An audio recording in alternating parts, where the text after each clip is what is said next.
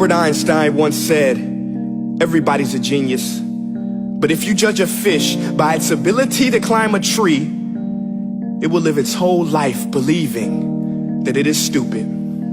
Ladies and gentlemen of the jury, today on trial we have modern day schooling. Glad you could come. Not only does he make fish climb trees, but also makes them climb down and do a 10-mile run. Tell me, school, are you proud of the things you've done? Turning millions of people into robots, do you find that fun? Do you realize how many kids relate to that fish? Swimming upstream in class, never finding their gifts, thinking they are stupid, believing they are useless? Well, the time has come, no more excuses. I call school to the stand and accuse him of killing creativity, individuality, and being intellectually abusive. He's an ancient institution that has outlived his usage. So, Your Honor, this concludes my opening statement, and if I may present the evidence of my case, I will prove it. Proceed. Exhibit A. Here's a modern day phone. Recognize it? Here's a phone from 150 years ago. Big difference, right? Stay with me. Here's a car from today, and here's a car from 150 years ago. Big difference, right? Well, get this. Here's a classroom of today, and here's a class we used 150 years ago. Now ain't that a shame? In literally more than a century, nothing has changed. Yet you claim to prepare students for the future? But with evidence like that, I must ask, do you prepare students for the future or the past?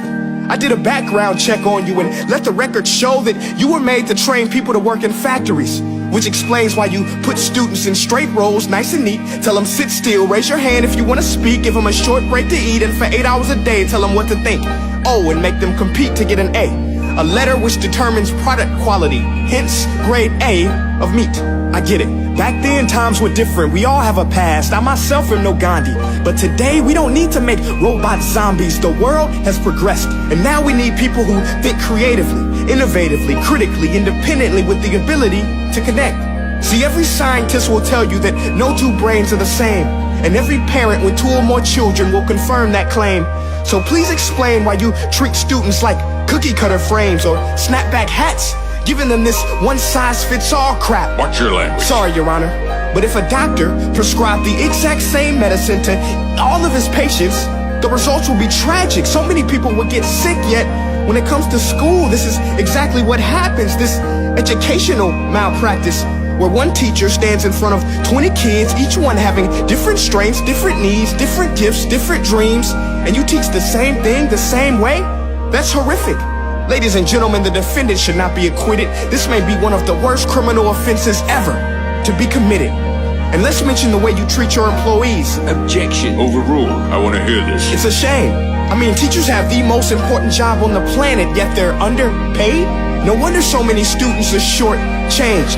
Let's be honest, teachers should earn just as much as doctors, because a doctor can do heart surgery and save the life of a kid, but a great teacher can reach the heart of that kid and allow him to truly live.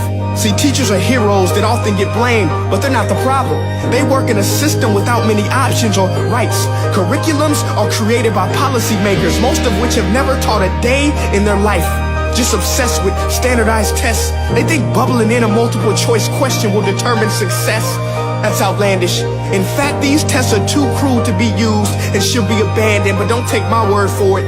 Take Frederick J. Kelly, the man who invented standardized testing, who said, and I quote, "These tests are too cruel to be used and should be abandoned." Ladies and gentlemen of the jury, if we continue down this road, the results will be lethal. I don't have much faith in school, but I do have faith in people. And if we can customize healthcare, cars, and Facebook pages, then it is our duty to do the same for education, to upgrade it, change it, do away with school spirit, because that's useless. Unless we're working to bring the spirit out of each and every student, that should be our task. No more Common Core. Instead, let's reach the core of every heart in every class. Sure, math is important, but no more than art or dance. Let's give every gift an equal chance. I know this sounds like a dream, but countries like Finland are doing impressive things. They have shorter school days, teachers make a decent wage, homework is non-existent, and they focus on collaboration instead of competition. But here's the kicker, boys and girls. Their educational system outperforms every other country in the world. Other places like Singapore are succeeding rapidly. Schools like Montessori, programs like Khan Academy. There is no single solution, but let's get moving. Because while students may be 20% of our population, they are 100% of our future.